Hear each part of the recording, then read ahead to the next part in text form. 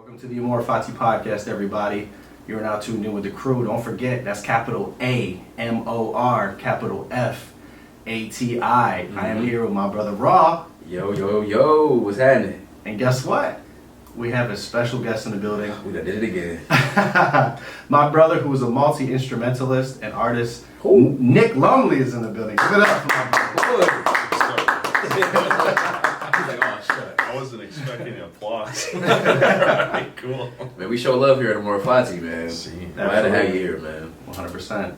We have a great show for you guys today. We just want to get into some really, really nitty-gritty stuff, but to start off light, did you guys hear about the new release of the Apple Vision Pro coming out soon? Did I?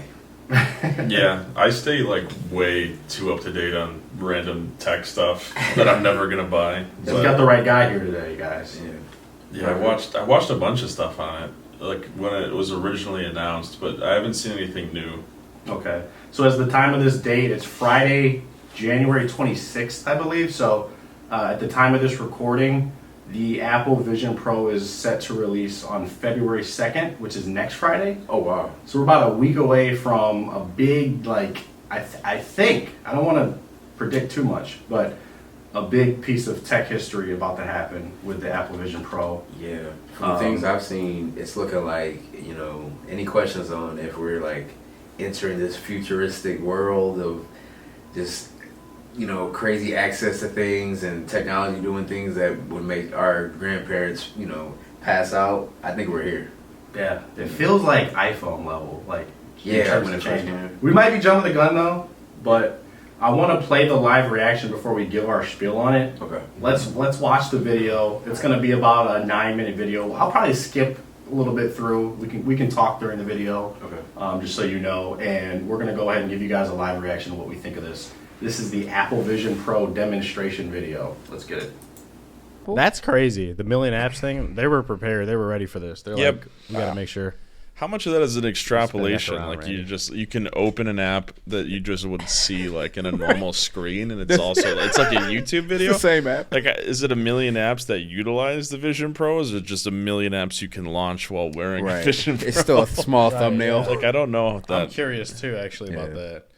Well, I mean, what did you guys think? What is your collective thoughts on it, if you could, of this product? I don't know how much of that is like groundbreaking because we have AR, we have VR. I think it just like how into the nitty gritty of how much of it feels like you're in your own room. How much of it, like if you can notice the video pass through, Yeah. people aren't going to be as excited about it. Like, I feel like, Apple could be that brand to take that tech to the next level. But it's one of those things where it's just like you can see video showcases, but you won't ever be able to like watch a video preview of something like that and understand how it feels until you put it on and try it. Yeah. And that's like the only thing. Like, I'm not buying the hype about any like VR AR thing until I experience it myself. Got you. Yeah, I know what you mean. I feel like, a lot of content like that is the same to me. Like, even a video game, watching that like cinematic trailer versus the gameplay trailer, you're like, oh, okay. Mm-hmm. But for me, I'm not gonna lie, it did kind of blow me away a little bit seeing like when I see stuff like this, it's not so much about like where this product is, but like where the next 4 products are gonna be. Right. I don't know too much about the augmented reality, but this seems like virtual reality is just like the launching pad for augmented reality. I feel like even in virtual reality, they're trying to like get better at that, which is leading into like an augmented reality where your home is going to be different. Like, Yeah. I don't think there's going to be a lot of adaptation to that. Just, I still think even though it's an Apple product, it's niche. Mm-hmm. Like, Apple they do sell niche products. Like, they sell, their hot, like, top-end laptops. Like, not everybody has that. Everyone has an iPhone, but not everybody, like, scales all the way up to the top. True. Yeah. And I don't think this is going to be the thing that massively widespread, has that widespread adoption for AR and VR. Why? Oh, The Why? price, the barrier to entry is the price. I mean, look at the Meta Quest 3 that just came out. It has video pass through for AR, and the only thing that it really doesn't have from the showcase is that you can see your eyes, which I don't know how many people actually give it. Like, that's weird to me. Do you guys swear on this? Do you guys? Is this a family-friendly one? Should I be? No, you can say whatever you want. Oh yeah, you can say whatever fuck All you right. want. Okay, cool. Say whatever the fuck you want, man. I don't think anybody gives a shit. Like, if you can see someone's eyeballs through that yet. Like, Bro. For me, I think people are more like. I think people would rather have something that doesn't like obstruct your whole face. You can barely tell you're wearing it. Yeah.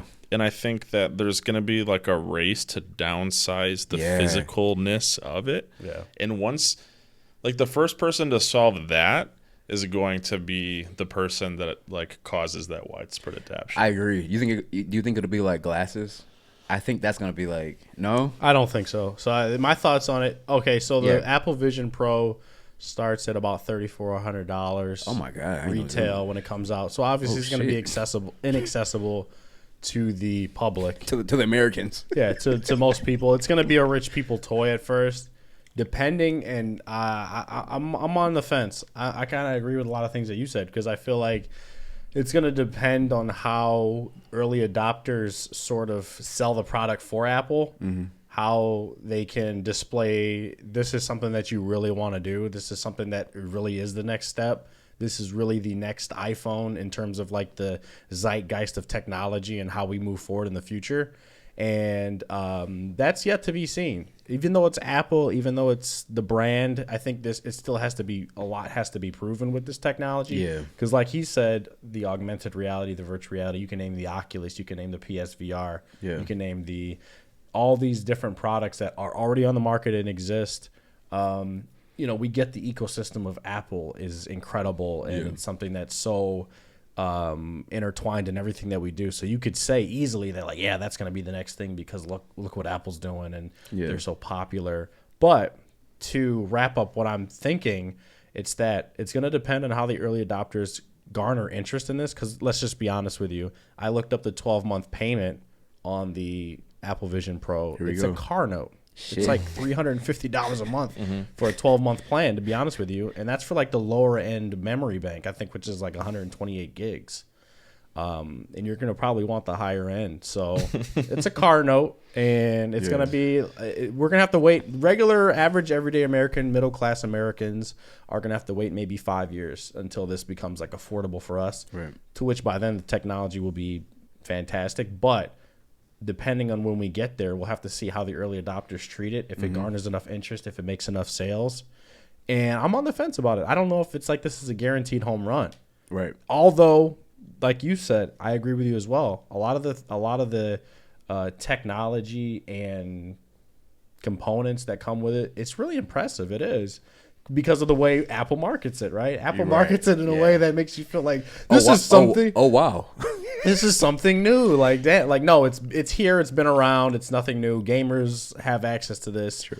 But that's my complete thoughts on it. It's definitely an interesting product. I can't wait to see what happens in the next 6 months, maybe about this, and we'll see what happens in the next few fiscal years. But I don't know, man. I'm on the fence about it. We're gonna see a huge breakthrough with AI interfacing on the devices we already have before we see anything break through with VR and AR. That makes sense. In my opinion. Yeah. Like, that is accelerating at a rate where we're going to see, it used to be like we would talk about things, well, maybe we'll see this in our lifetime. We're going to see some crazy shit happen in the next, 5 years, probably less. Yeah. Than, that are going to come out on our phones. Yeah. That's going to happen way faster than any of this reality bending stuff that we kind of sci-fi dream of. I think the reality bending things are kind of relying on AI to kind of get to this level where then a lot of those things that are going to take it over the hump, you know what I'm saying, are now available because of where we are with how we've integrated it with things. Like phones and stuff like that. So let me ask you this question on some nerdy stuff. What are we closer to? Phones becoming something that's You know, the little like you wear like a wristband and it like gives you like a HUD on your like wrist and you can like type and like scroll videos? Or do you think that like we'll get that augmented reality where like you throw a box on the ground and it like blows up a fucking, you know, a room of your aunt and you can like eat dinner with your aunt, you know what I'm saying, virtually? What do you think we're like more likely to do first? We don't we don't have anything that like suggests either of those things are possible yet. And I don't know, I'm just dreaming. I'm not an expert. I don't know why I'm sounding like I'm looking at the Nick like he's the expert. You see I'm turning my body. I'm like, Nick, this is a guy that watches a lot of YouTube videos what while he's going, at Nick? work. YouTube University, though. Don't listen to me. What do you guys think, though? What do you To guys some think? extent, you're an expert because YouTube University can teach you a lot, Bro. Yeah. But also, I feel like we can make predictions as much as we want to, but like there's been experts and like literal educated experts in the past who have made predictions who have fell flat on their ass. True. Well, it'll come out of nowhere just the same way that like ChatGPT did. You know, and I think that is like a great example of like when like machine learning existed for a while before someone figured out like the large language model version of that. Yeah. But I think like where that's at right now, we're going to be at a place where like we have apps on our phones, like, and sure they'll probably will still be apps, but like the majority of the things that we use it for, we won't like really need to interface with it as much. And it'll probably be like something like Siri gets put on so much steroids where you don't really need the phone. You can kind of have the watch to just interface, like, you know. And she'll go ahead and do the stuff for you. Yeah. Wow. Like order me a pizza. Like, you know what I want. You know like, whoa, and Nick. she will. And she will. Hey, Siri, you know what I want. And, Because you know how, it and you know knows- how I want it. It knows you better than you know yourself. So Damn. true. Yeah, because I think about like you know, Elon wants to do this Mars trip and they talk about like an AI being on board to like cope, you know, with the help people cope with the journey and eliminate stress and anxiety. It's like, bro, AI is gonna have to be like pretty smart. But what I hear about ChatGPT 4 and 5 coming out and wherever we're at with it, it seems very possible. The capabilities for like at least conversational companions are like is actually pretty. It's pretty capable right now. The thing with like ChatGPT is it's not like designed. It's like designed against doing that. Ooh. But people have built like there's this one app, I think it's called oh god, it's something stupid, Replica or something, and it sells like a package. Like you can get the free version, but if you pay them like a monthly thing, you can get like the girlfriend package, and they like literally started advertising in their Instagram posts that it will send you like risque photos, and it's like just a stupid like AI generated whatever or something or pre-rendered whatever. Nah, damn. I'm at work, my phone goes off. It's AI like. But that's coming quick. Damn, like AI. people are gonna start capitalizing off of that, dude. Shit, AI. There's gonna be a lot of money made on capitalizing off of lonely dudes. So much money. It's already started without AI, so I already know when a guy can customize when and where he wants it. Yeah. So I think just to wrap it up, I think it remains to be seen. Yeah. It remains to be seen on the Apple Vision Pro Yeah. where the future is headed. We never can really tell. It depends on like human trends, and it depends on how early adopters treat the product. I think we can wrap it up on that. I did have one quick segue I wanted to get to before the break here. They do it. We don't have to necessarily do top 5, but I feel like maybe naming our favorite albums of all time, like things that resonate with us, albums that really, we don't have to even give it a number. From AI to albums. I wish I had AI to answer this question. You know what I mean? Where's freaking Gemini when you need it? I mean, tough. if you guys want me to start off, I can. please. I don't have this pre-planned in my mind either, so I'm just going to shoot off the top of the head. Some of my favorite albums, it might not even be 5, it might be more, it might be less. I don't know. This is like my wall that I put up. I don't know like if these are like one of my favorite. I'll put T-Pab on there by Kendrick. Yeah. I was thinking that. That was gonna be on my list. T-Pab for sure. Michael Jackson's Thriller is not really in my top 5, but it's like a great album. Same with Starboy. But anyways, I think that like my favorite would probably be like Anderson .Paak's like Ventura. That's a great. I love Anderson .Paak's Ventura. Yeah. That's like one I always revisit, and it's like, oh wow, Yeah. oh wow, like he really fucking did it. Like Yeah. I don't know what he did, but he did something, and he touched magic. Like I put creative. that over, and I really enjoyed like the Silk Sonic album, but I feel like I would put that over that. Radiohead's like A Moon-Shaped Pool is up there with me for sure. Like that's one of my favorite albums, like front to back, in terms of the vibe, in terms of like the aesthetic. It's just genius. It's incredible.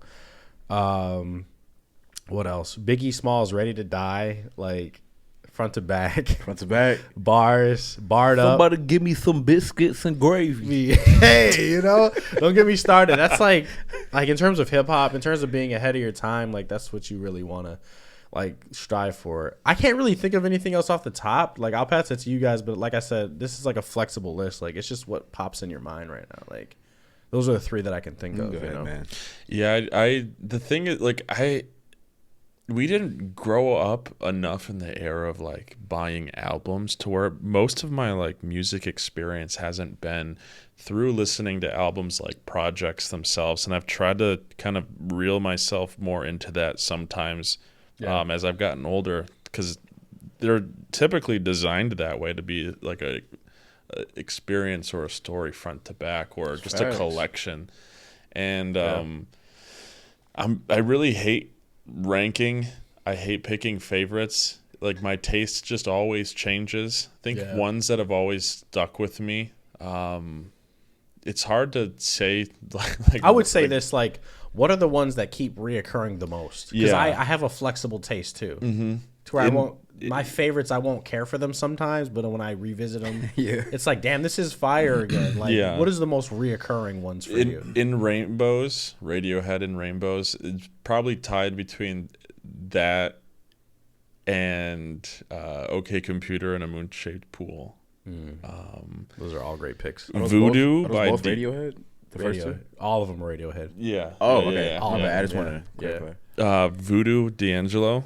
That album to me is a masterclass in rhythm and feel. And as like an artist going back and listening to that, you know, it's one of those things where none of those songs are really in like the form sense of like how you would listen to like pop music. Yeah. But every single one of them, I can pick. listen all the way through. If it's like a 7-minute song on that album, That's a legendary pick right there. For real. Jar of Flies by Alice in Chains. It's a good one. That's like probably not familiar. One of my favorite grunge albums. It has oh gosh, I love grunge, bro. I'm sorry. I'll have to pull up the track list. There's like 3 of their like hits on that one. I'm gonna check that out. If it's grunge, I'm gonna check it out. I gotta check that out for sure. I'm trying to think what other like songs in the grunge. Key of Life. Stevie Wonder. That's like that's a goated pick. Yeah, for sure. But yeah, I don't know. There's those are like it's hard to just think some off the top. Yeah, it really is. It's hard. Even if I went to my playlist right now, I would be scrolling through like collections I made, not albums. Because we're in 2024. There's so many albums, and it's hard to really choose. And like like Nick said, like I guess the era we grew up in, a lot of my favorite songs, which would come from an album, were like handpicked from an album. You know what I'm saying? Right. And I think like I can relate. Like as I get older, I want to like participate in the album experience more. Yeah. Because you get like a bigger feel of the artist and what their intention was when you listen to the album front to back. Even if you don't like every song, you're completing it for a purpose. Yeah. Right. And then that gives you like a different type of outlook on like. I feel like we all gravitate, right? We all gravitate towards certain projects. So it's not like you have to put it in a box, but it's like, what are those reoccurring gravitational pulls for you? Like you keep going back to it. Even if it's like a majority of the songs, it doesn't have to be the whole album front to back. No comment. You know what I'm saying? I just can't, man. It's too tough. I mean, there's albums that. There's no album that's ever stuck out to you though, bro. Like, I mean, really? Okay, I can go from like Jeezy TM103. That album took care of me. Drake Take Care took care of me too. You know what I'm saying? But then there's like a lot of old albums that like my dad would like put me hip to. But again, I'm just gonna be straightforward. I haven't listened to a lot of complete albums. You know what I'm saying, in my lifetime. Yeah. I'm the type of guy that like I would go through an album and I would forget the name of the album. I would just I want to hear this song. I want to hear that song. That's and then real. this guy reminds me of this girl, so I'm gonna go through her stuff. Some people like listen to music differently is what I learned. Like some people aren't like, let me just start this front to back. Yeah. Some people are just like, I like this, I like that. I'm That's gonna how I pick and listen to choose, music. and that's nothing. There's nothing wrong with that. It's kind of hard for me to name an album. Right. Yeah. It's a task. No, it's a task to say like, what's your favorite albums? I can pick one recently, but in terms of like the span of me being alive, it's kind of tough for me because it's just like we're too in much 2024. It's a lot of music. It's a lot of music, bro. And it's getting better. It's getting better. It's too much music. Well, some of it's getting better. Or not enough. I was say, depending on where you look, it's getting better. I don't know about all of it. We're gonna take a quick break here, guys. We just covered a couple of really good topics.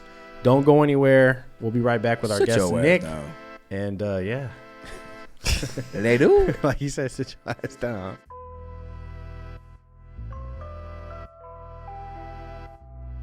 We are back with Amor Fati, everybody. Back from the break. Appreciate your patience. Don't forget that it's capital AMOR, capital FATI. Just in case you forgot, that's the brand. Probably did. It's all good. We had a really good first half, I think so, guys. What do you guys think? Yeah, I love that AI talk, bro. Pretty I good. love it. Me too. I think we could go deeper in like future episodes, and I hope we do. Bots, nigga. More bots. So that's an inside joke. Tune in to last week's episode. Last week's episode will tell you all about it. God, watch out for those bots. We had a couple things on our docket here today, though, but I wanted to touch base on a topic that's often being brought up because we're at that crossroads in the generational pool where we're all in our late 20s now. We're all inching up on 30 slowly but surely. We're getting there. We're almost there. Big three. And I think what our generation or the time period in which we were born are called zillennials. So we're essentially geriatric Gen Zers or baby millennials. We were born right at the cusp when baby millennials were done and old Gen Zers were born. I just wanted to talk to you guys about your experience from your parents and how they parented you. I know you guys aren't parents. I guess I can talk from my experience being a parent, but also just kind of where we feel we are at in a generational standpoint, economy-wise, sort of where the world stands. And I feel like we're a middle generation, like we're a middle child generation. Yeah. So just based on like each of our individual experiences versus how our parents were born and raised, like how would you say your experience differs from your parents, just from your own experience? What would you say? I mean, I think one of the biggest differences is like technology. Not to go back too far into what we were talking about earlier, but Yeah. a lot of rules have changed. A lot of things change because access to information and just things being more readily available. Little things like I heard some kid had like access to his mom's credit card for like DoorDash, and like, bro, you know how many like nights I was hungry with my homies in high school? Imagine if I had the DoorDash card. Like, yeah, bro, we can get food ordered here. We can stay on Halo. We ain't got to go nowhere. You know what I'm saying? Yeah. And that shit'll get delivered. We got Wi-Fi, access to the internet.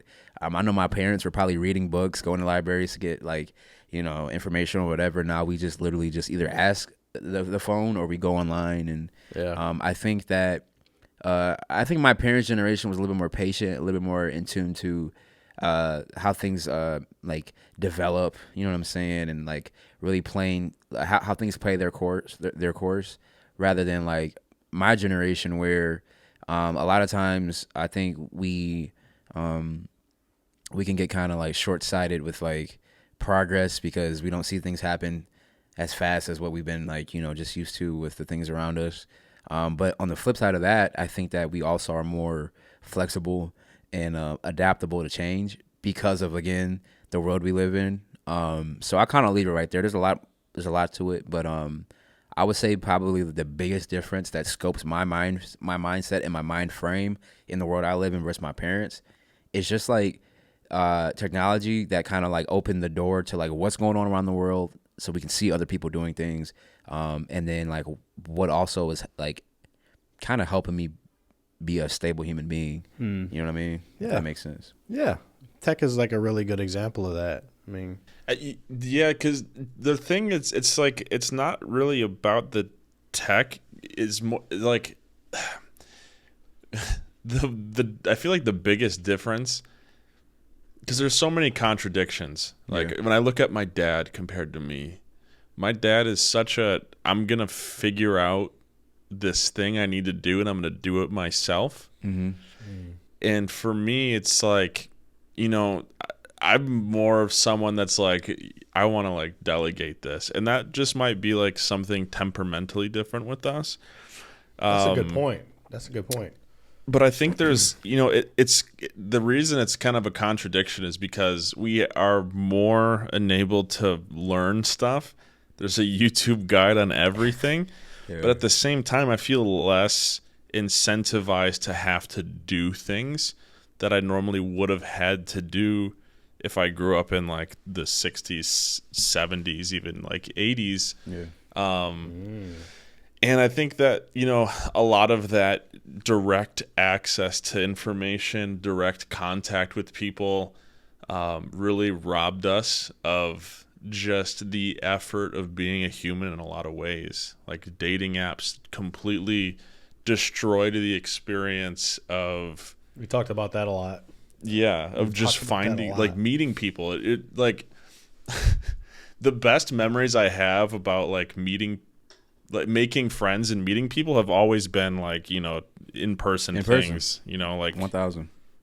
It's a weird thing.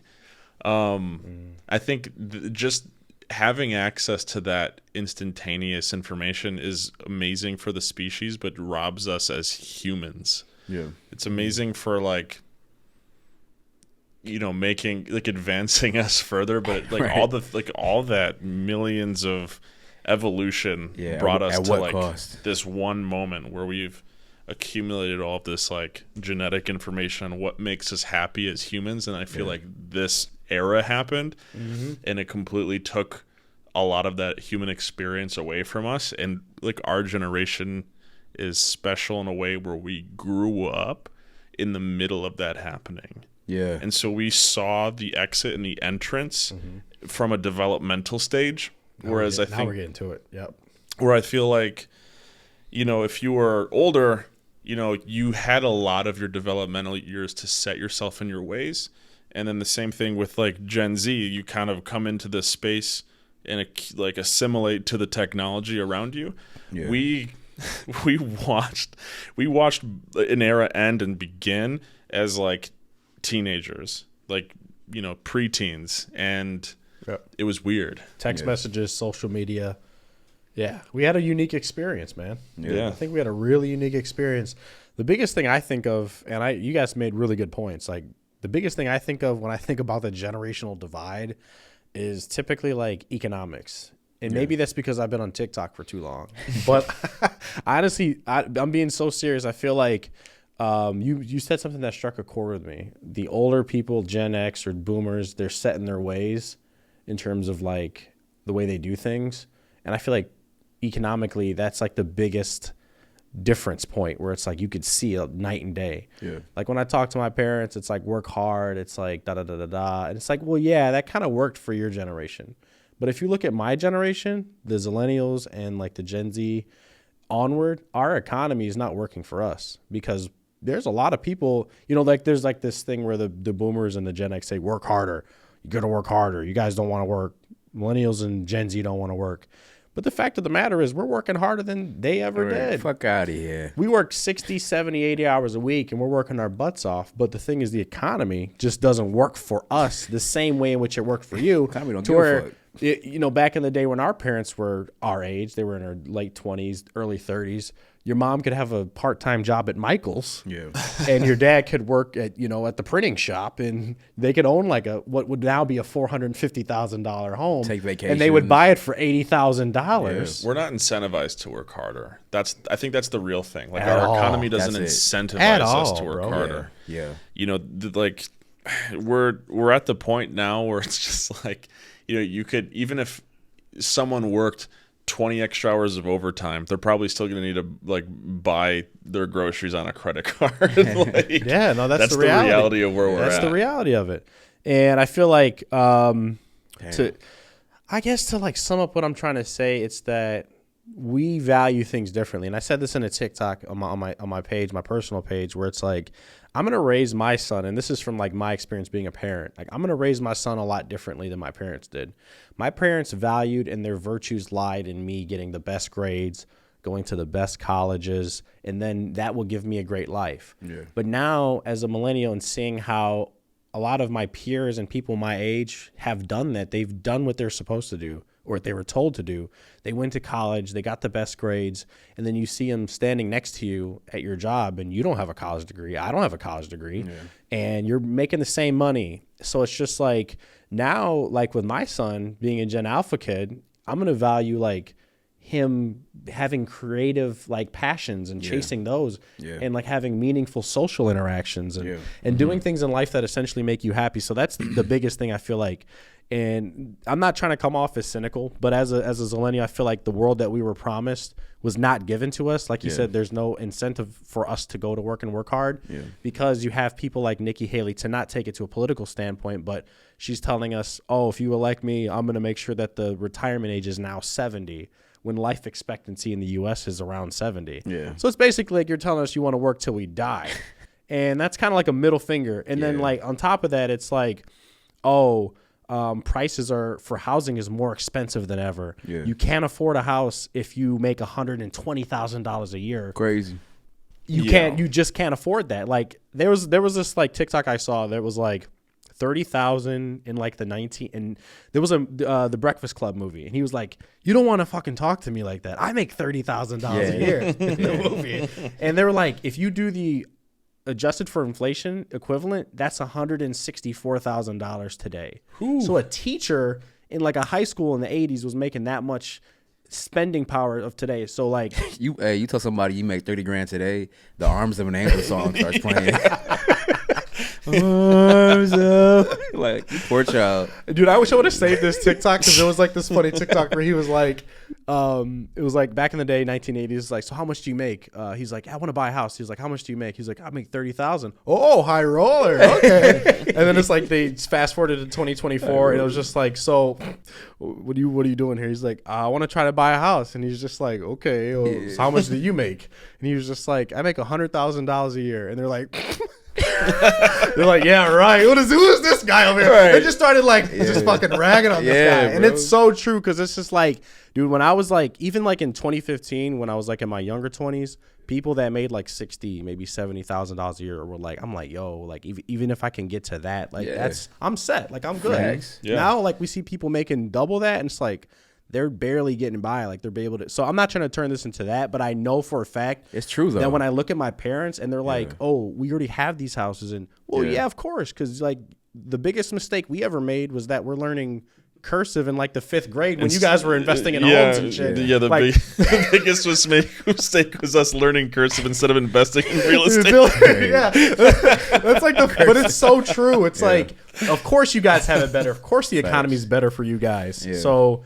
Well, Nick made a good point. You know, we're not incentivized to like want to like do the same thing our parents at did. all. And I would argue that like, you know, every generation going back just needed an incentive to work, because you can't, even if you're working smarter, even if you're leveraging again like the AI talk or whatever you're doing, you still have to work. I think anybody that's making it happen, even in this generation, you're doing something. You're performing a system. Shout out Atomic Habits. But you're performing a system that's working, right? Yep. And you know, what's funny is that, you know, you mentioned us being in the middle. Like we grew up as the kids that had to like, you know, play outside still. You know, don't come inside until dinner's ready. Yep. And then we also are the kids that like saw Facebook, Twitter, and Instagram, you know, emerge. We saw it all. But the generations before us, they're still here. Some of them are still here. So like, when you have people that are still preaching that stuff, but you still live. I mean, some people are already like set and they're retired and they're proof of the process they implemented, which are trying to teach us. But there are others that I work with that are in that generation that are struggling. You know what I'm saying? And you're seeing the back end also start to like adapt. I think each generation is going to be like Nick said, the entry and the exit, right? So now they're part of the exit, and they're also seeing like, yo, like you said, we didn't leave this world, or we didn't leave this economy like the right way. You know what I'm saying? Or maybe not even the right way, because I think also we're part of a new revolution. Yeah, don't try to tell us we need to work harder when the economy we're struggling in is the economy we inherited from what you left us. But I look at like a farmer from like the 1800s, right before like the steel industry and everything started taking over. Their parents were probably telling them like, "Hey, when you get to like 22 years old, you're gonna have a hell of a life because we gave you all this stuff." And now it's like, well, with the train industry now, the steel industry is taking off. Like, I'm not really set for this, and now we're having like cities be built. You know what I'm saying? So each generation. But I feel like, I don't know, because I feel like each generation had something that was passed on to them that was actually worth it, right? Because the American dream has been. Well, what do you think each generation passed on? The American dream has been a phrase since like really up until like we became adults, because like after the pandemic hit specifically, I feel like the American dream is kind of dissipated. I think it changed to where it's like, oh, what am I working hard for? What am I working hard for to like be able to like Netflix and like DoorDash food? But because none of us are like getting homes. If we try to get a home, you're gonna get outbid by like an older couple. If you're a young couple in your 20s or 30s, you're trying to bid for a home for like $450,000, which by the way is the average price of homes nowadays, the median price of homes. Whack. You're going to get outbid by an older couple, of course, because they've been working 30, 40 years longer than you. And even if they're more established than you. Even if you don't, even if you don't, they're going to have an appraisal guarantee that's like double of your down payment. They always got tricks up their sleeves. Top of that, all right, and they're just going to cash bribe it.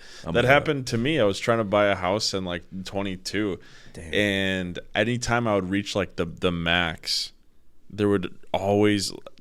I had one offer that get accepted, and then I backed it out. I backed out of it because I was like, I don't want to buy this house. I just did it because I'm doing it. Yeah. And everyone, 22, that's when the fucking interest rates were starting to skyrocket. Yeah. Yeah, it was getting ridiculous around that time. Yeah.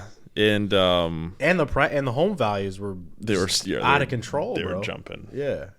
It was impossible. Any house that I wanted, I couldn't afford, and if it was at the very like top of my threshold. So right there, that's what I'm talking about. That's the unfair part. You're now getting into your prime as a man financially. You're ready to strike the market, and it just so happens that the world is so unfairly skewed that when you're ready to go, you're financially set. You're like, I'm going to get this. You're being boxed out of the market now. Yeah, that's unfair. So let me ask you this, okay? And no amount of working harder is going to get you into that house. Right. I mean, maybe it's possible, but it doesn't undo the fact that just like I'm working harder for a dollar amount that's less valuable in a market that's more inflated. Your spending power is less. Yeah. That's what it equates to all the time. Well, let me ask you guys this. Is the American dream now the ability to be able to like, make content on, chopping wood and becoming a millionaire? Like, is that like, I feel like while the American dream has changed, it's still this like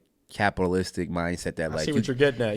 We can still do. America has morphed into big winner, big loser. So yes, the dream is now to become in the big winner club, become the millionaire, and try to figure out a way in which you can get into that club. That's what I believe. Is it fair? Is that a equally fair American dream?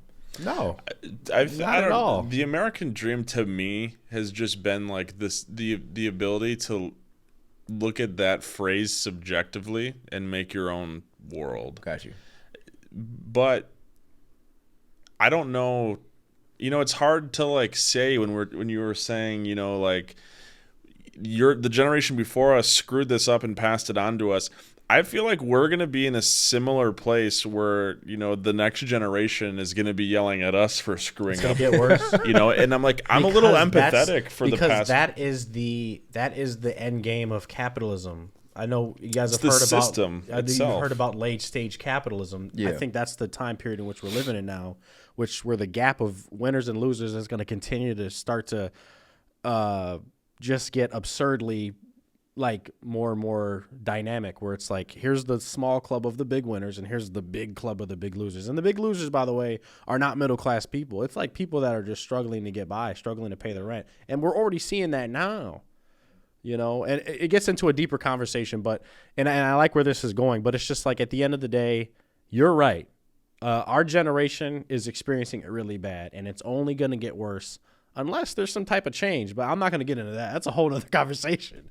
I feel like that's a whole other convo. I feel like the change that capitalism wants, the change that capitalism wants, is to sell us Apple Vision Pros, and we can just push the beach button and get away, and we can push the big house button. That was my point. The big house button. That was my point. We can just live in a little box. What I said earlier is like house. You can't get a house, but you got Netflix and DoorDash. Yeah. That was my point. The point is, look at all these amenities we give you guys. Yeah. Stop complaining and just be happy in your little apartments, renting check to check. And you know what? Look what you got now. Bringing it full circle. Again, we grew up where like a camping trip or going out into a park to barbecue. Those things existed and those things were fulfilling.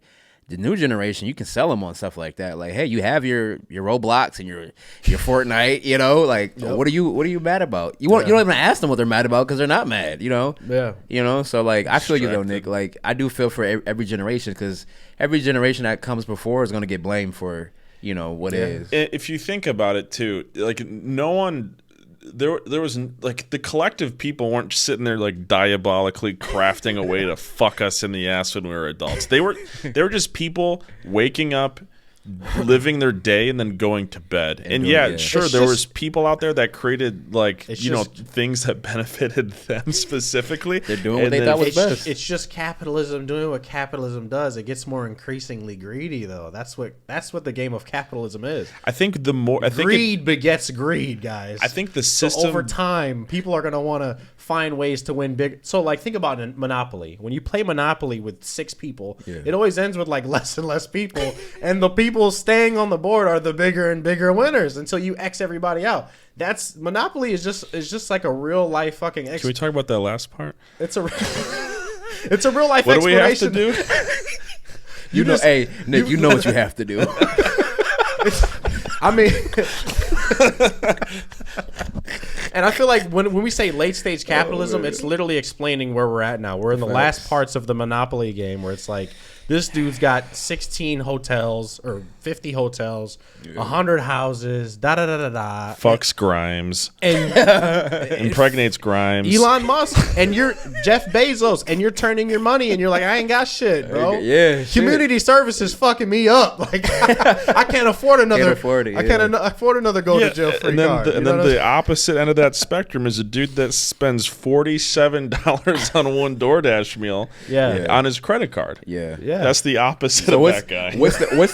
And there's way more of the other guy than there is of the first guy. Facts. It's like 3 of the first guy to like every 300,000 of the second. There's a lot of those. Let me guys ask y'all too. this. There's a lot of those guys. And I guess in a funny way, what was the one thing that like lets you know that we're living in a different like economy? Like what purchase or what was it? Okay, what was that he one just made it a perfect example. So, but like personal. It wasn't me, but I had someone tell me this story. They were like, I ordered 5 guys off of DoorDash and fuck doing that ever again. Facts. And I was like, why is that? He said, dude, I had a fucking regular plain cheeseburger and a fucking regular Cajun fry. And he said, those things together cost $22. You add the taxes and then you add the delivery fees and all this other stuff, plus tip, which was he went with the recommended tip of $5. Yeah. His order ended up being $38 just to get a burger and a fry. I don't like that story. Why? Because he pressed place order. Like, you're part of the problem. No, and I agree with that, but it's just like, yo, I can't even, like, we have an expedient service such as DoorDash now, but we have to get, like, robbed blind just to fucking use it now? Is the DoorDash tax warranted? Like, is $38 the price of you not getting up? Yeah, to because go get your food? It is because we're willing to pay it. It's another form of tipflation where everywhere weird. I saw this fucking like TikTok where he was like literally like there was like this TikTok where it's like this funny thing where anything you do in life, you pull up the iPad now, it's like here's the tip. Here's the tip. So I feel like tipflation. It's like a tipflation culture now where it's like every little junk fee that they can throw on there or ask you for more money, like they're gonna do it. Everything novel in today's economy though costs exactly how much you're willing to pay it. It's as cheap as you're willing to pay it. So the fact that we are complaining about paying that much for DoorDash, but we'll still do it, means that like we're still accepting it. The things like the supply and demand, like those things aren't going to change unless there's a demand for that to happen. It's and too that's, big, yeah. There's no negative pressure. Yeah. There's not enough people not ordering DoorDash for it to be effective. It's scary. Yeah, because people will complain all day, but they'll keep doing it. Facts. Yeah. Just like And people It's like gas complain- prices. You got to drive. well, and Right. it's like the thing That's is a good point. Yeah. the thing is the ability to get off your own ass and go get your own food still exists for almost everybody. Yeah. Almost. There's still some people that probably do benefit greatly for having food delivered. If you guys seen The Whale, Shit. Can we pull But- it up? Shout out Darren Aronofsky. Yeah. And Brendan Fraser. That's a great movie, by the way. I told you, Darren Aronofsky. Yeah, my favorite producer director. or director. Director, I yeah. haven't seen the movie though. it's a crazy. It's a great movie. The Whale. Super sad though. It's very sad. I cried in theater. So it's A24, I think. A24. Yeah. I haven't cried since Lilo and Stitch in the theater, but that's another story. That was last week, right? I haven't cried since Click. Click. You Click cried is in a Click? sad movie. It is, but like No, it's a sad you movie. cried. Bro, Oh, I know I'll you watch cried. Click right now and cry. It's a sad movie, bro. Okay, I go cry. ahead. I cry a lot watching movies and TV. I'm very influenced and get really sucked into things. I get, Yeah, when I'm watching something, That's the right way If it I'm should be, playing though, like I a think. if I'm playing like a well-written video game or watching a really Bro. emotional movie, I feel myself getting goosebumps or like teary in certain scenes. Like I'm a sucker for that type of shit too. Yeah. You ever, I am. you ever catch your face when you're watching something that's like really emotional and like you like pause and your face is scrunched or sad, like the character too? Like I'm watching something, I'll be like, I don't know I'm if like, I wait, why? I don't know if I catch my face, but I feel that. I feel it. I feel Bro. myself in the moment. I'm like, yo, this is deep. Like I'm in this shit deep, bro. I'll like take a picture of myself and be like, damn, I was in the moment, bro. Like I'll be like really mad, like, bro, I want to kill him too. I want to kill. huh? Huh? No, I haven't taken any extreme measures with it. I'm just saying. I know I'm not alone. Yeah. But yeah, I mean, like, bro, it's a lot. I think one of my biggest moments where I knew we're living in a different day and age was everywhere you want to live is more expensive now. Like I'm a renter and it's getting crazy out here. And We're all grown ass men So that you- work 40 hours a week. There's no reason we shouldn't have a fucking house. so maybe you guys can answer this because you That's the guys truth. might be more savvy in this market than I am. Where do the like apartment complex owners play a role in like how they dictate what rent is? Because they're not 100% affected by the housing market, right? Or is it all the same? It's a different market, but it's still a market. So they get to dictate off of Fugazi greed, right? Yeah, yeah. It that's- seems like it. No, it's Well, they steep, use- it's everything's steeped in greed because it's like I said. Or does it have to match? Like if interest rates are going up. I mean, you look at It's and an if you're putting arbitrary something, system, bro. You put something in any economy, and you're like, how am I gonna feel? Like, how is this gonna make money? And like the best way to do that is to like say, well, like who is the target audience? How much are people paying in this Got you, place got you. for I feel rent like- right now? I feel like rent is just like the little brother of real estate, like home ownership, because it's like, look what they're doing. Let's follow them. Yeah. Because that's exactly what happened during the pandemic, where prices of housing went like this, and then people were paying on average like maybe $900, $1,000, $1,100, maybe $1,200 a month, and then it just skyrocketed. almost to like 80%. because it went up to like $2,000, $1,800 on average. I wonder how much of that was fear from the people that owned those assets of needing to take more money out of the assets they That was do a have thing. and kind Wait, of what? bunker Say it. down. Like the people that like I wonder about like from like a rent increase. Like why would that happen during COVID? People weren't paying their stuff. I think a lot of landlords and stuff had to like. Yeah, they had programs for people that wouldn't pay it. Yeah. Well, so what, I'm sorry. I I'm didn't- saying from like this from like a cover my own ass or like the world's going to shit perspective. If I own a bunch of things, I'm like, how do I get as much money out of this as I Oh, can right yes, now, so yes. I can Yeah. take care of price me and my gouging. family? That's what I'm thinking. This is yeah. price gouging. Yeah. Yeah, Let I think me a take lot of that advantage of this. a lot of that greed kind of turned into fear for a lot of people. True. And like on the way out of like the COVID era, it just kind of looks like everybody just went and dipped their hands in the bucket a little deeper, and they did. Yeah. Yep. But why? But like, I don't know. I'm not. I think it phased from like survival to. I think we're asking why, but Yeah. I think the core of it is just always the common denominator is just greed. We have the ability to do it, so why not? A lot of people made money in the pandemic. I ain't gonna get into that. It's but- yeah. Who are those people? Who's a lot of people? The corporate officers, probably- the executives. They're probably on the PJ right now, but yeah. Yeah. But do they share any of that profits with the people that actually bring value to their companies? No. Because No, we but- wouldn't be we live in check to check. But Amazon sure does deliver on time. Right. Would you guys pause all of the technological development that we have right now to go back into a place where you could afford a house? I think about this all the time. Absolutely. Because that's the price Absolutely. of capitalism. Absolutely. I would. Because it would be more fair and people would have a better quality of life. And I feel like technology actually leads to this is a psychological conversation now, because the increase of technology has increased in anxiety and depression amongst a lot of young folks. I don't want to get too deep into that, but I would absolutely go back to a standpoint where it's like we could afford homes because families would be happier. Family units would stay together, and overall happiness and quality of life would increase, and that would bring people to where they want to work and where they want to contribute to society. But so let me ask you guys this. Wouldn't that lead to the same thing ultimately though? Almost like the whole like you can bring a horse to the lake to water. to the water. Can't make it fuck. Close. It might still relate. I don't know, but I feel like he's right though. You can. You know, like I've heard they're not gonna fuck. They're not gonna. They might drink. Does it fuck or no? Yeah. But I feel like the Robin Hood theory. I think, and I'm not saying that's what we were talking about, but I want to see people get educated, because even in this tough world, I think that if you can figure this shit out, then you're good. Because like the way that money works for itself nowadays, the way that the way the internet gives you access to certain markets and stuff like that, I feel like, yeah. What do you mean by you're good? Like, what can you elaborate on that? Well, this may not be the case now, but I read something maybe about 5 to 8 years ago. And the reason why I say that is because millionaires live check to check too. By the way, no, for sure.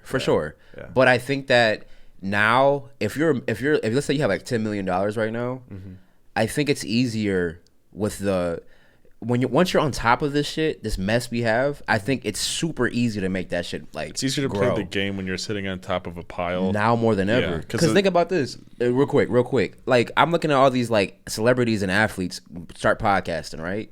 I mean, let's be real. There's a market in there too. Yeah, you want to add value to your audience or whatever, but there's a value there. Yeah. I mean, you can scale anything once you have the resources. You know what I'm saying? It's Like that small loan of $1 million way of thinking where it's like, yeah, you're obviously ahead of the game now. So I think that, like, yes, for the masses, a reset would probably be great, because you would eliminate things like this. Absolutely. But I do think that, like, maybe the attention, like you guys said, we're learning cursive.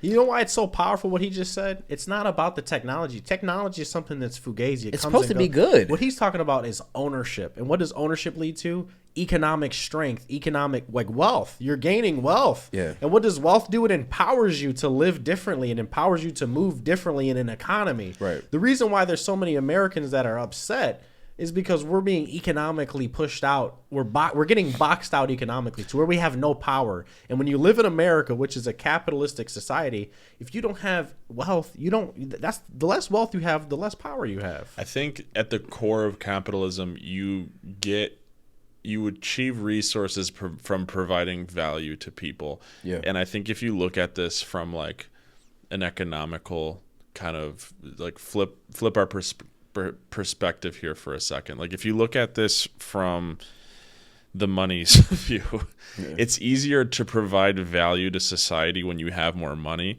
When you're sitting on nothing, all you really have is the fruit of your labor, and the fruit of your labor right now as a person is worth like next to nothing, and that's why we're struggling. Got you. And yeah, I think it's just we've grown so much stuff. There's just so many things, and the barrier to entry is so high for so many things that it's hard for you as an individual to provide value in a sense that throwing a bunch of money at something can provide value. You throw money into a system that can churn products and stuff out. Yeah, you're providing value. Yeah. But you as a person, like making something or laboring for something, like that's it's worth next to nothing now compared to the rest of it, and it's probably going to get replaced by a robot. That's what I'm saying. Yeah, you're right, because like, you know, that's what we did. That was part of, you know, an economy was, like you said, what can you offer, and then what can I give you in return? And now, you know, shoot, everybody's working at home, and there's a lot going on where the value of the individual, like you said, is dropped. Capitalism as a system didn't fail. It did a really good job. It just failed as a vehicle of serving humanity. Yeah, because capitalism... It still works. Capitalism... Well, of course it works. It works great. Capitalism inherently is not made for humanism, though. Like capitalism in itself is not humanitarian. No. It's made, like... Think about the highways and the way in which we... Like, if you go to Europe, people brag about the walkable communities, right? Mm-hmm. Yeah. You get to see your local shop owner or butcher at the shop. You build great relationships. And everything is within like a mile radius of where you live. But in America, everything's so far spread out. So you hop in your car, which is overpriced, to go to a corporate place where you want to work, and you get depressed because you work there, and you're so disconnected from humanity. Essentially, capitalism disconnects you from that. So it's inherently inhumane. Yeah. But it works to the point where, if you want to get a profit, like, your company's gonna fucking do great, right? But the people that work for you, that provide the labor, provide the value, they're going to lose out every time, and they're going to lose out more and more every year. So can you reconstruct capitalism so that it does become more humanitarian? I think the problem is just that humans can build systems that aren't necessarily good for serving humans. You know what I mean? Like, it goes back to the Monopoly analogy. Can you make Monopoly more fair for everybody to where everybody wins? No, it's supposed to be one person. It's like just because it's a game played by humans doesn't mean it's to benefit. Look at war. Look at Halo. Oh my God, Cortana, play that back. This is a really good conversation. Can I say one more thing? Go ahead. So I just wonder, like, I mean, I feel like it seems like we are stuck because there's information on how to, you know, win at capitalism that isn't being filtrated. Because I feel like, I mean, what will we do if we have a business, let's say, like, and we're intentional about our product or our service or the value we add? You know what I'm saying? And let's say, like, we're going to be the ones that do it right. And there's companies out here that try to strive towards that. The bigger you get and the more people you want to offer your service to, the more work you're going to need to be done, you know, is going to be needed to be done. So I'm going to have employees. And then when I get structured, I'm going to have a manager that's running employees, and I'm not there anymore. And then, like, it's like the human experience to, like, create and to do it better, faster, stronger, or whatever it may be. So, like, where do you go with it? You know, I feel like it's just like, where do you insert morality into this machine of capitalism? Capitalism is a machine, and I think we put the input of greed. We put the input of, like. So where do you insert morality in that greed machine? It's kind of like what Nick said with DoorDash. It's like, okay, cool, like, you choose to place that order. Yeah. So, like, now we choose, like, a different option. Capitalism, I feel like, had the humble roots in serving needs. Yeah. Serving needs. And now we're in a society where all those needs are met, and we have all of these baseline, you know, parts of keeping ourselves alive, keeping our families healthy. All those things are baseline. And now everything else is, like, all this auxiliary stuff. Yeah, that's true. And we glorify that shit.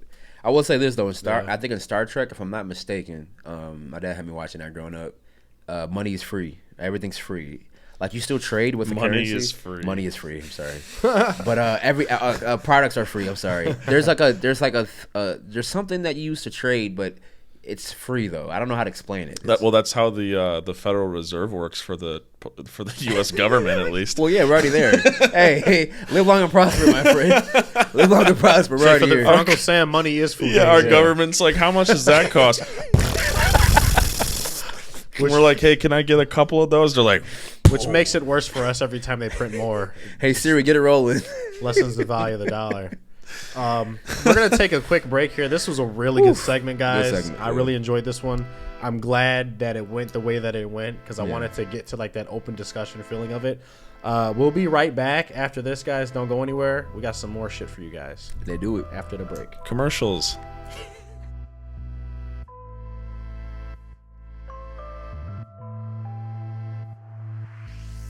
we're back here at Amor Fati, guys. This is part 3. You're probably thinking like, what? You're gonna go longer?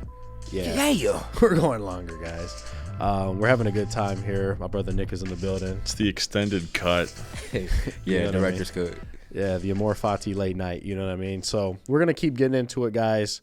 We got a couple of artists on the board, including myself, as well as my brother Nick. We've been doing, man, how long have we been doing this? I've been respectively doing music since I was like 3 years old. Since I was like playing piano on the keys at 3. Yeah, beat that, Nick. I don't remember. No competition. No, I don't have an age where I can tie it to, because I know that any time I was able to touch an instrument as a child, I did. Yeah. Like as long as you can remember. Basically. As long as I can remember. Because I remember being probably around 3 or 4 and messing around on pianos. And I remember being at my great-grandma's house and playing with her organ and any piano that would be at like a family's house. And then that's beautiful. When that's beautiful, man. Got older, I just kind of fell in love with the idea of drums, especially being like a wild kid with ADD. I was drawn to it, and so I kind of picked that up. And then band class kind of led me from drums. The segue in percussion is like marimba, xylophone type of instruments, and so that's just a piano that you play with mallets, which led me to piano. And then I started producing music, and then my dad's a guitarist, so I've always watched him play guitar. That's sweet. But I didn't really get into guitar until I was probably 15, 16, and then I started playing more guitar when I was making music, and I started playing bass along that. So all that just kind of snowballed of just me always wanting to play instruments. So I don't know. What's your favorite instrument to play, like, out of all those? What's your favorite instrument? What would you say, like, would you gravitate towards the most? That's a hard question, because it's like, I feel like the only real way to answer that question is have all the instruments in like one place and just watch yourself. Which one do you run towards? I think the one I think about, like, what's the most enjoyable for you to play? Well, I'll answer this 2 ways. The one that I think about most in my head is drums, just like because my brain is always thinking rhythmically. And I, like, no matter what, I'm always tapping. I always have like a sense of rhythm of anything. There's just always like a rhythm. The syncopation can be addicting to. It's just always there. Yeah. It never goes away. There's a rhythm about life too, so your brain's always like tapped into it. As like someone who's not a drummer, but I like doing the same type of shit. Like, I get it. There's like a addiction to the syncopation of everything. Yeah. And a movie scene, or a fucking car coming past you, or like your blinker on your car. Yeah. This is anything, but yeah. Drums is like the most natural thing to me. Piano is the most intuitive thing to me. It's like one of the ones that I understand like the most, but have some of the least amount of just practice of like getting coordinated with it. It's just, piano is one of my favorite instruments, just because you visually see every note. Is anyone that's spent more than like 10 hours learning piano can look at a keyboard and tell you what any note they're looking at is. Yeah. On a guitar, it's just a bunch of pianos scaled, and you have no way of telling which note is without. It's like connect the dots. It's like 2 coordination points. Yeah. All the time. It's all relative to each other, and it's all tuned to relations of the next string. Yep. It just takes a lot of time. There's more of a learning curve to learning where you are on the guitar. However, guitar is like easier for beginners to just pick up and play like a chord than, and strum along. It sometimes has a more natural cadence to it, but it really just depends. I like guitar just from the ability, from like a songwriting perspective. It feels like it opens more doors for me. I like drums because it connects to just the way that I feel as a musician. It sounds like your children. Like, you can't pick one. Like, you can't really pick a favorite. You can't. Yeah. Or maybe depends on your mood for the day, or kind of energy you're feeling that time. Well, shit, you can play a whole bunch. That's the sweet part. Yeah, I've always been a jack of all trades, master at none.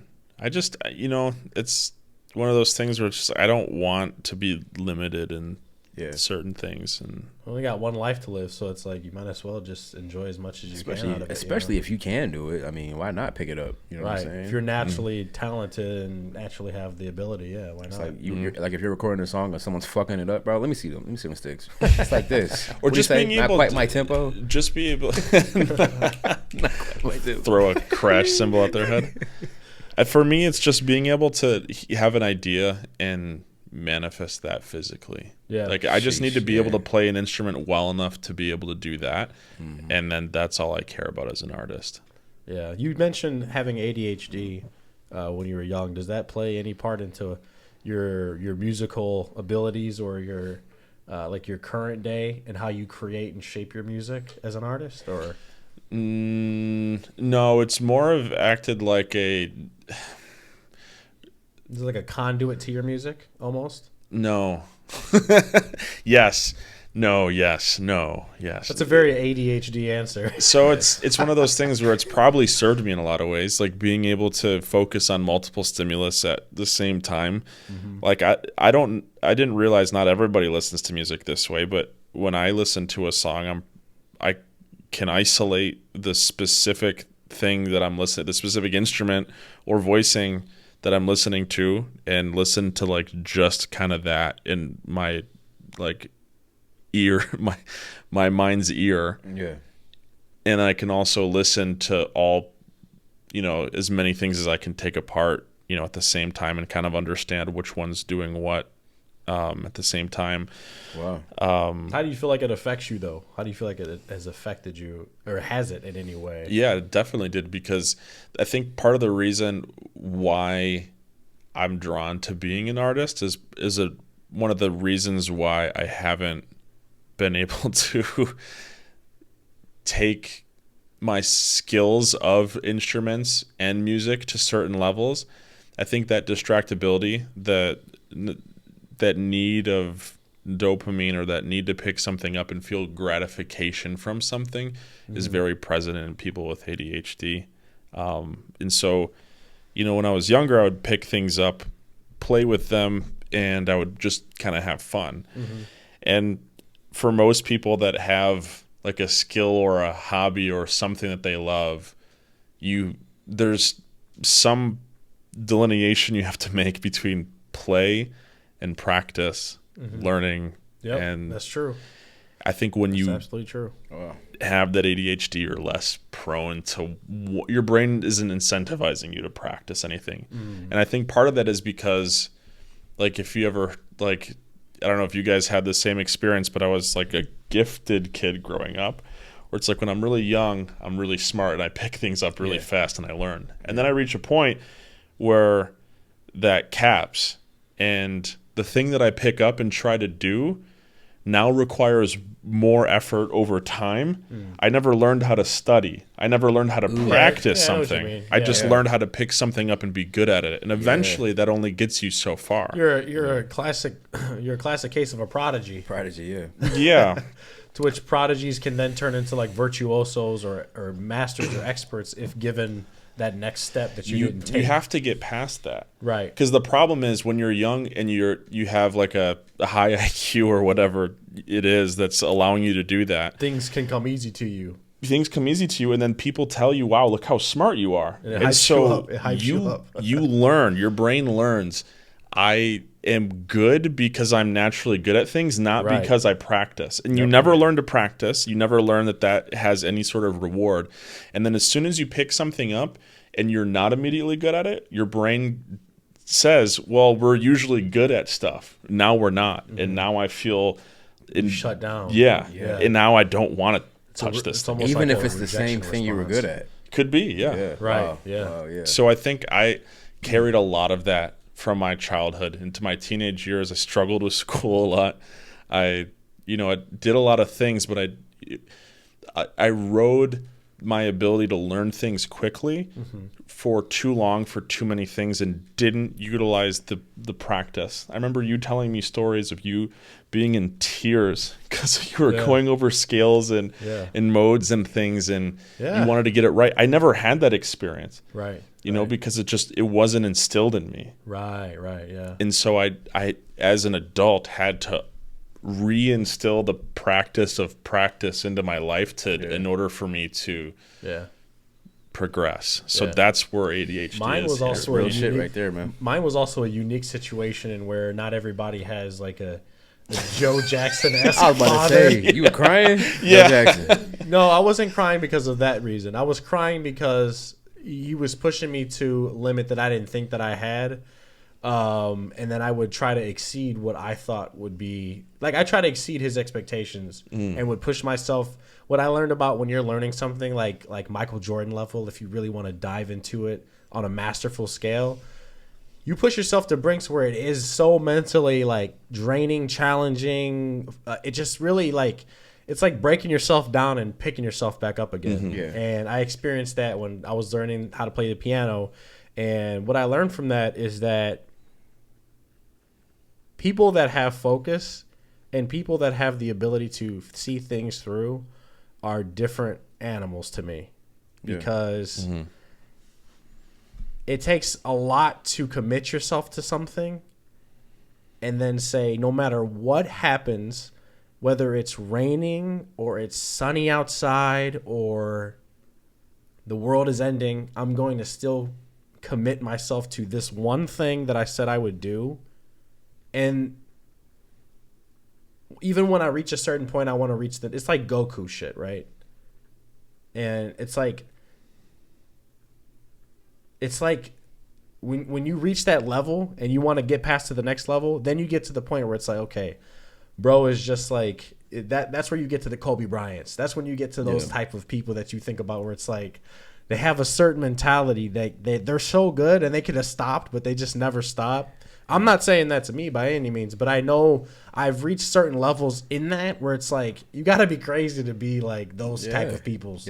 Those people are like, I commend those people because being in that space where it's like, yo, I know how that feels. So absolutely, I think there's like, but also just to take it to another point, I feel like everybody has their own way of doing things and learning things, and that's okay. If you don't want to go to that route, but you are naturally gifted and naturally talented, and if you want to stay right here, there's no reason why you need to have a Joe Jackson-esque person in your life to say, keep going, go to the next level. Like, if you don't want to, you could just stay right where you are, and just, if you're happy with it, then that's cool. Well, because, like, imagine if instead of the Joe Jackson parent, you had the Rick Rubin parent.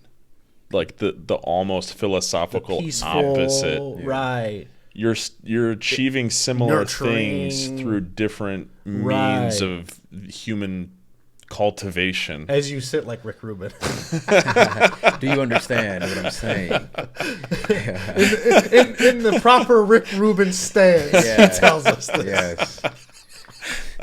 I love it. You used to call me the young Rick Rubin or something. That's my point. You've always reminded me of like a young Rick Rubin, basically, where it's not just about like you tap into the feeling, you tap into the philosophy of it, right? The psychology, and you can take a step back from it and analyze what you just did and assess what you can do to make it better or different, right? And not a lot of people can possess that either. Like, dude, what I learned about music and creativity is that there's like, if music and creativity is a circle, there's like a million different perspectives you can have of that circle. And everybody needs other people because they have a different perspective that they can bring to the table. And that's why collaboration, like in bands, and you can speak on this, I can speak on this, collaboration in bands is so interesting because you could see how you can either clash with people, maybe you have the same perspective, or it's harmonious because, we have different perspectives and we value that, and creatively we can prosper if you can kind of visualize it. A couple of cool points from what you guys both said. I feel like,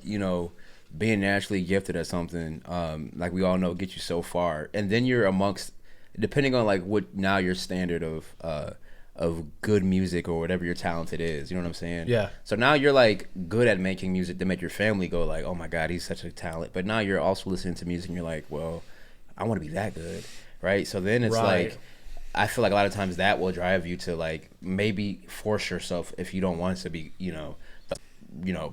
pushing hard or working hard. Does that happen for everybody? Or Yeah. just, Yeah. Okay.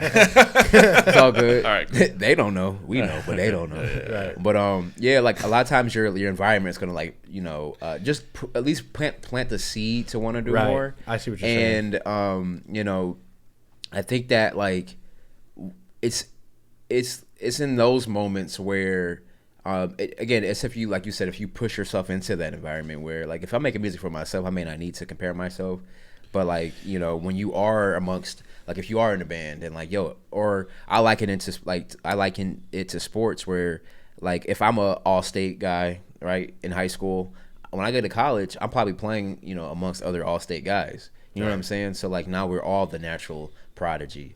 So now it's like, okay, there's levels to it, yeah. Yeah. So comparison and self-deprecation is a really good way to improve your skill. Yeah. It's a really bad way to make art, in my opinion. You can take you want inspiration and you want people to like lift you up, but in terms of what you should never do is compare yourself or your art, because it should never be like anybody else's. It should be from the perspective of you. It's what makes your art biggest unique. Lesson I've learned as an artist. Yeah. Like that's the only, like, sports and music has always been so synonymous, but that's the only big difference I would say is like those are not alike in that sense. Okay. Where sports is competitive. Sports is nothing but competition. And I think when it gets to art, it, like he said, it gets dangerous when you are comparing yourself. I feel you, and I can relate because I'm not an artist in the same sense. Even though I did play an instrument in high school, it was you are an artist. I am. I'm gonna get to it, but I actually played an instrument in high school. Okay. It was called the wrist knuckle pencil. So I'd be beating, the wrist knuckle pencil. I was crazy. You know what I'm saying? You got it.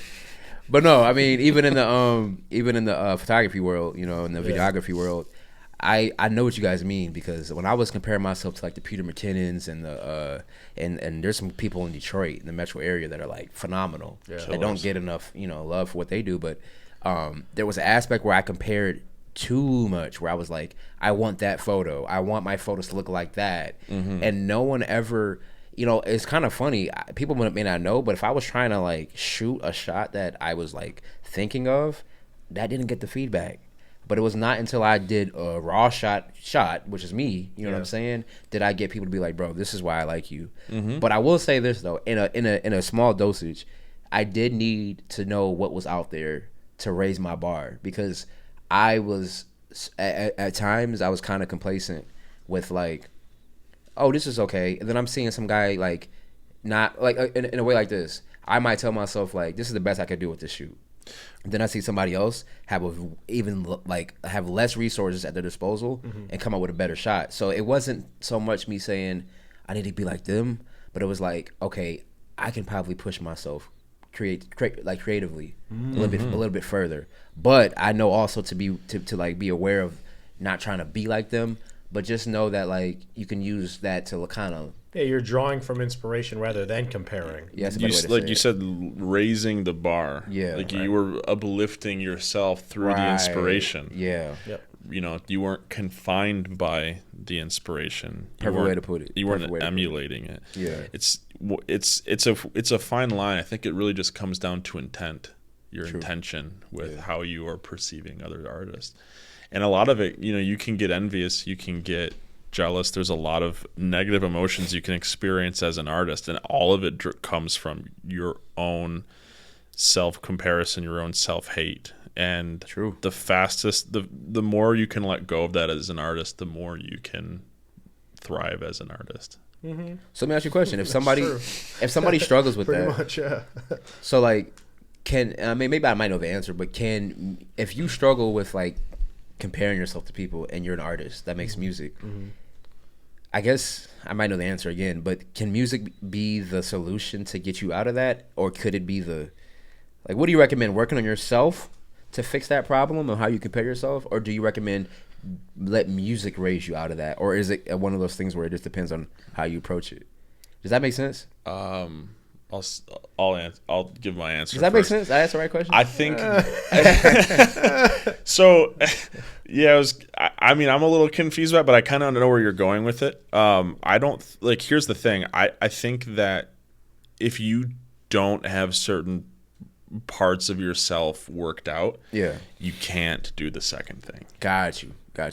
You know what I mean? And I think a lot of people don't get to do the second thing or try and fail because all of those things holding them back. It manifests in so many ways. It can be writer's block. It can just be the fact that you're trying to emulate someone so much where your music sucks. I get it now. You know, it can be a lot of ways that manifests. Yeah, I think so. From what you're saying, I think like based off his answer, I get what you said now. Okay, I was kind of saying like, should you continue to try to like find yourself through music, or should you find yourself and let the music be a manifestation? Is music going to be the pathway to you?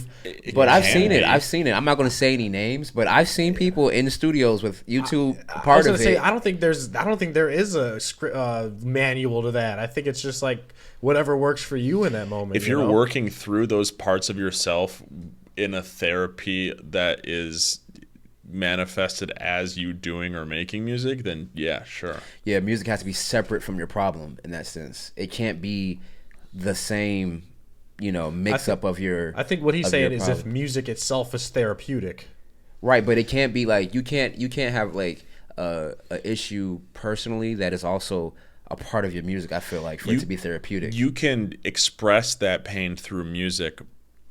You can express the perspective of that pain through music. Yeah. And you can write about that pain in music. But if the parts of you that are holding you back aren't getting exercised in some way, that music itself won't be good. I feel like he's getting the point across what I'm trying to say. No, in a very fluid way. I get what you're saying. I agree 100% what he said. Okay, I get what you're saying now because this is my thoughts on it, right? My thoughts on it is this. And I'm going to give you my thoughts from my perspective because I've used it as I have. As a tool of healing. Yeah. I feel like, it can happen both ways where it's like you can seek mental health tools outside of music to get where you need to be. And you can also use music to solve things, which it is done for me in your life. I'm speaking from a vessel of that has done it where it's like, because I'm a rapper. So like I use that medium I want to talk about a person or a specific situation or a problem to where it's like, I listen back on that now and I wrote that, it came from my soul, and I'm just like, wow, that helped me work through that problem. Like music helped me. Yeah. And then there might be other things where it's like music can't help that. I might have to just go like literally get talk to somebody or seek some help for it. That's why I feel like I absolutely agree. But it's both ways. It depends where you're at. It depends on the situation. It depends on where you're at in your life. But either way, they could be very useful. And the lucky ones of us are the artists that get to experience that.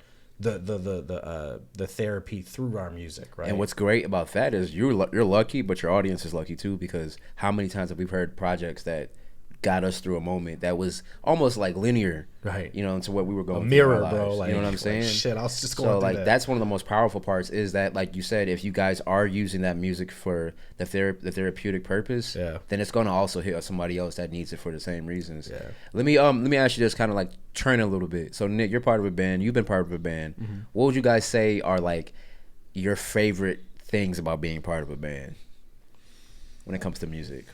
And it could be cliche. Collaboration. Something like that. Collaboration. Creativity just goes from here to here. Yeah. Because you yourself think you're creative, and then someone throws something else into the pot, and you're just like, whoa, okay. You're like me. And then you build on that, and creativity just can explode. It's like an atom bomb where it just can instantly just turn into something crazy. Yeah.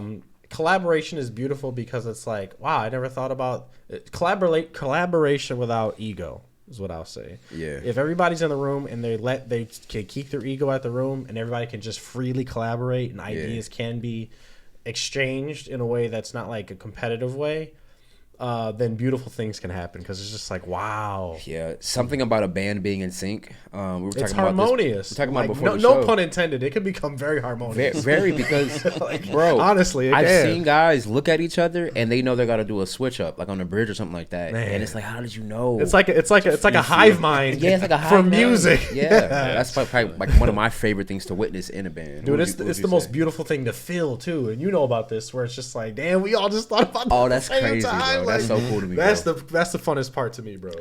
Yeah, I mean, for me, it's like I get giddy thinking about it. I'm sorry. Like, the aspect of collaboration for me is awesome. It has to be the right group for it to work. Yeah. The group I'm in that's right. right now, it's not from a super collaborative perspective, and I'm glad it's not. And because part of the thing that's held me back as an artist has been my need for controlling what I'm making, but then also judging it so much where I just don't finish something. I know or you, and I know that's to be true. yeah, Yes, and you that's know very me true. so well. Wow. And so being able to be a part of something where my job is to do something, like one aspect Have a of function. one aspect of that whole sound. I can focus on making that as good as possible, as opposed to trying to, worrying about everything else. So I got to let go of a lot of that by playing bass in a band. That's cool. And That's growth because you were able to take a step back, and it shows like at the absence of your ego in that case, where it's like, let me take a step back because this could be conducive and it could like lead me to places where I never thought I could go because I took that step back. yeah, 100%. It's led to a lot of things. Part of just like my favorite parts of performing is just like you're like so in the moment, like the nerves leading, like the first 15 shows I played, I just watched like the anxiety get smaller and smaller and smaller, and Yeah. once you're up there, it feels, it's like a high, it's like you stop, all that stuff that led up to it has to go away. It's like fight or flight. Like you're stuck there. You have to fight. It's a fight. Yeah. It's a dance, and you have to you're not gonna just get off. You can't just be like, I don't want to do this right now. Right. Like you're forced to be in that moment. That's right. You're forced to be in this like focused state. And if you let yourself get in your head, you'll be punished immediately. As soon as you start thinking thoughts, and like getting out of the thing, you stop playing well. And so like forces you to be in this like flow state. And Is that easier to achieve when you're with a group rather than by yourself? Absolutely. yeah, 100%. Absolutely. For So me- the spotlight is now being shared. Yeah. For me, I realized playing bass, like I like being right next to the drummer, and I love grooving. Like I love being in that groove. Like I love just that They connection. go together well. Yeah, Yeah, the drum. the pocket. Yeah. It doesn't always work because I ended up doing like vocals and harmonies on the song, so I ended up having to like go towards the front, and I was like, I don't want to do this. I want to like look at people in the eyes. Played this one show. It was kind of packed, and it wasn't packed because we were there. It just happened to be packed because the venue that we were playing just has a lot of people that come. And just like the drunk idiots like standing right in front, and they like, when you can tap into this if you've ever been like at like a small show and you're just like staring at these people. It's just Right. It can be very awkward. Yeah. and you're just like, you have to find that fine line of how often do you stare back into their I was gonna ask that. I was gonna ask, like, how is it? Like, how much attention can you put on the audience when you're performing? it just depends. Yeah, because you got to direct your eyes somewhere. No, that's really interesting. For me, it's like both being in a band or being like solo performer. I feel like it's been natural for me always. Like I feel like there is a level of anxiousness to it. Yeah. Preceding it, I feel like I liken it to public speaking. Okay. For the first few 3, 5, 10 seconds is like the shakies, and then once you're into it, like he said, it's a flow state. And for me, the feeling that I get is like, I'm supposed to be here. This is like something that I'm naturally good at. Wow, I'm that's cool naturally good at interacting with crowds, like bringing them into like I guess in my sense I feel like I'm more of the commander of the energy, where it's like you're gonna look at me and I want you to look at me now, or I want you to interact with me now, where it's like, so I know that there's different like types of performers, and performances, and everybody has their own, like, everybody has a regimen, everybody has a way in which they approach it, and performance art in itself, it's in the name. It isn't in itself an art. You know what I mean? So it depends on how you want to master that beast, how you want to master that monster. But that, from my experience, that's what I feel. I feel like it's something that comes naturally, and I love it. I love being in front of people. If you guys could be a part of a band, or if you could work and perform live with an artist or group, which artist or group would you choose? Dead or alive, or like dead or alive? Yeah. Wow. And it could be many, but just like, what's one of your top ones? We joined the Smile together. Dead or alive? I would happily. He pulls a pocketbook out. Listen, I would happily be in that group with no questions. I would do my part. I would do what you do in your band and just play my part so well. I'd be like, just so happy. Whatever you say, Tom. Yeah. Oh, I would just want to hear, Smile. Dude. I would just want to hear this man sing. Just play my part and be like, Tom, just kidding, just please. Wait, who are you talking about? So the Smile is the like off branch of Radiohead, because Radiohead's no longer a band, or at least they're not making music, but Tom York and Johnny Greenwood of Radiohead branched off with this like jazz drummer dude and started making like, hell yeah, I gotta get into Radiohead, man. You guys are always talking about Radiohead. Stupid fanboy. I'm the dumb fanboy. No, but I hear about them like every now and again. But I'm gonna say this: people that know Radiohead are usually people that know music, like have a huge catalog, and I trust people like that. So that's fair. We are really smart for liking Radiohead. Yeah, no joke. It's you heard it first. I'm not gonna lie to you. This is like a little adjacent, but there have been many experiences when I've been in the company of women, and they like immediately you introduce them to that music, and they're like, their perception of you just elevates immediately. You hear that? It's a panty dropper move where it's like Radiohead, a panty dropper. You're like, listen. I thought it was Chris Brown, but especially if they like know Creep but don't know like the vast beauty of like the rest. I've run into those situations where he's like, Radiohead, I just know that Creep song, or just like men and women in general. Just talking to anybody that just knows Creep by Radiohead and exposing them to something like, a Moonshade Pool or Kid A. In Rainbows, like just kind of sneak on, like climbing up the walls or something. It's just like, whoa, hold on, what is this? But I wasn't ready. Give him a couple weeks before you introduce him to a King of Limbs, though. Give him a couple of weeks. Let him get really sucked in before you play Feral. You can't just bring him into that. You can't go to Creep to Feral. No. You gotta climb up the walls a little bit. You gotta climb up the walls. You gotta do you gotta go to No Surprise. Then you gotta go to you do a little bit of Kid A. Do a little bit of Pyramid Song. Damn. You're watching the Amor Fati show with Mavi and Raw. And look, we really appreciate y'all tapping into our podcast and sharing all of our videos. But if you love our content and enjoy the conversations that we have with all of our guests, it might behoove you to hit that like and subscribe button below. I mean, it really helps out our channel a lot, and we really appreciate it, honestly. Don't you agree, Raw? Man, you ain't never lied. I mean, it's giving loyalty. Facts.